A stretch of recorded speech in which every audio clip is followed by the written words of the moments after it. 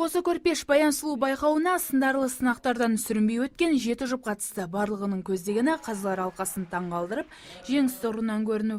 Осы жолда бірі ән айтса, енді бірі кинодан үзінді келтіріп, әртістік қабілеттерін көрсетті. Ал ұйымдастырушылар бұл сайыстың жастарға берері мол дейді. Байқаудың басты мақсаты жастардың шығармашылық қабілеттерін, қасиеттерін дамыту, сахнада өнер көрсетіп үйрету. Ең бастысы, екіншіден адал махаббатқа, шынайы, кіршіксіз махаббатқа дәріптеу. Ал жүзден жүйрік шыққан Әсел Нұралиева мен Нұрболат Әшірбай бүгінгі күннің қозысымен баян атанды.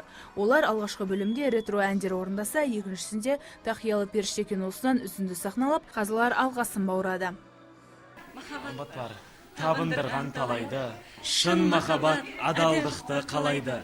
Болайықшы еңлікпенен кебектей, қуанышқа бөлеп мынау маңайды. Әуелі Алла, сосын өзіміздің ет тірлігіміздің арқасында осы жеңіске жетіп тұрмыз.